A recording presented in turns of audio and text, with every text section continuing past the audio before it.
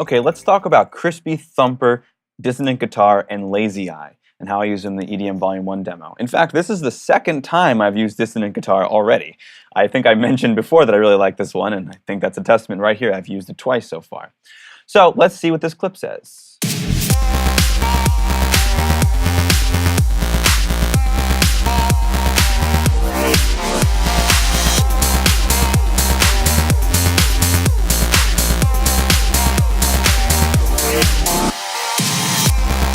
Cool. So we've kind of got a really nice rhythmic bass. We've got a nice lead with the dissonant guitar, and then Lazy Eye provides our fat wobble over here.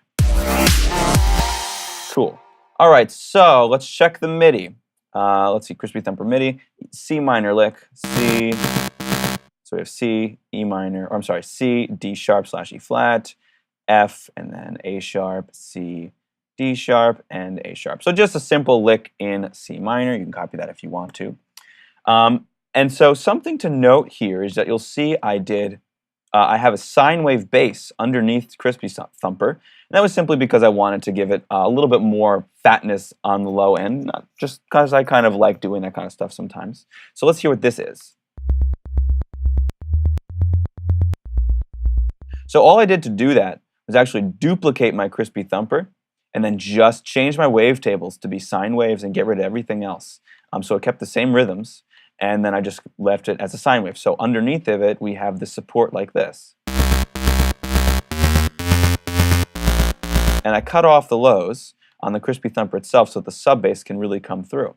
So let's just see with and without that.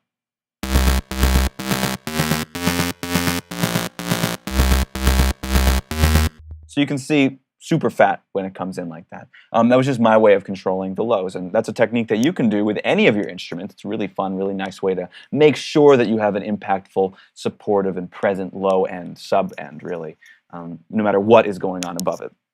So in this particular sound, I actually didn't touch the automations at all, not at all. So let's see what we could have done if I did touch them.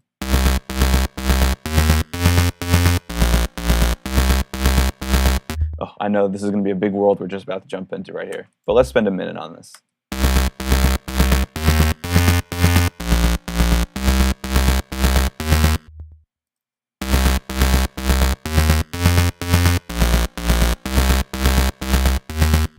So far really impacting the amount of distortion and crushing.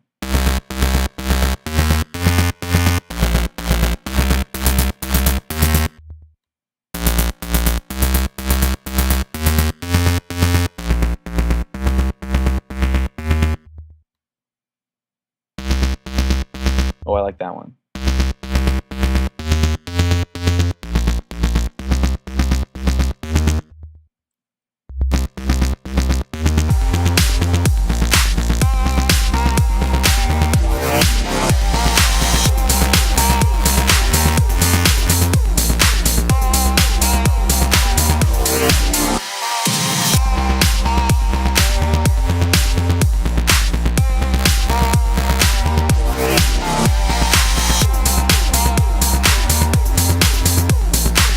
Cool, so really we're impacting the amount of heaviness in this bass and kind of how much distortion is happening. So I'm just going to hit a note real quick. So we've got the groove all set. And you know what? We could actually modify that groove if we wanted to. Let's see where it is. It looks like it's under performance 8. We can change this.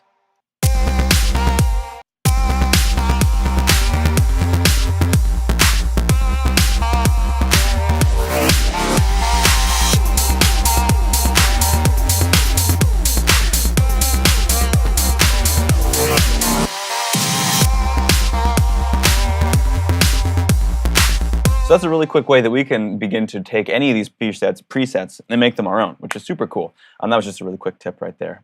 I just saw that 8 was modifying the amount of scream there, and I figured that that was a parameter that was modulating our actual movement that we see happening. So all I did was go into 8, and I saw that there was some modifications, and so I just screwed with it.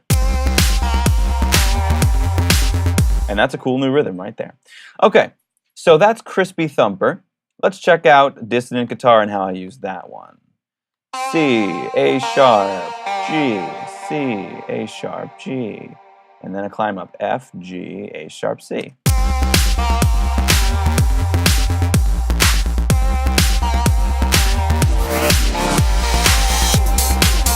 Same thing both times. And so Dissonant guitar, once again, I did not actually automate any of the parameters that come with it, but we could have.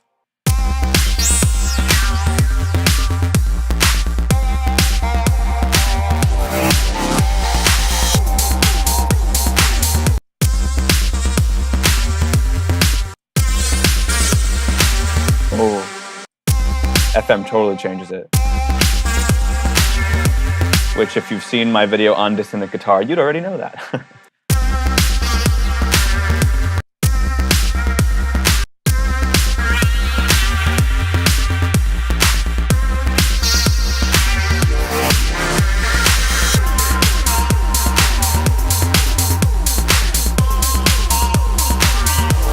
So we can totally change our sound with some of those knobs. And lastly, let's check out Lazy Eye.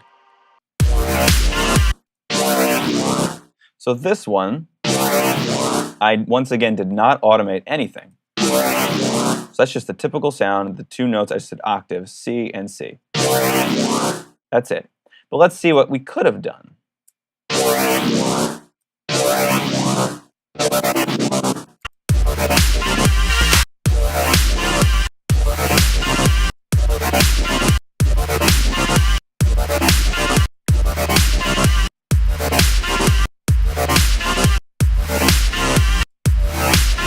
So mostly in changing how that wobble is happening. So I know I just kind of altered this. Let's hear what this sounds like right now.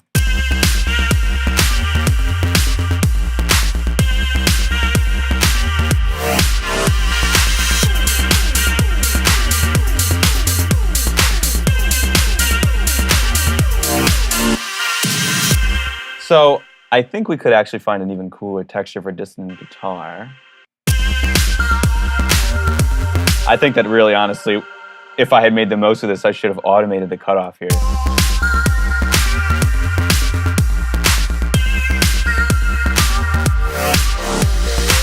Because that's pretty damn cool. So Dissonant guitar, Crispy Thumper, and Lazy Eye. That's exactly how I used these three sounds to create this loop out of the EDM Volume 1 demo.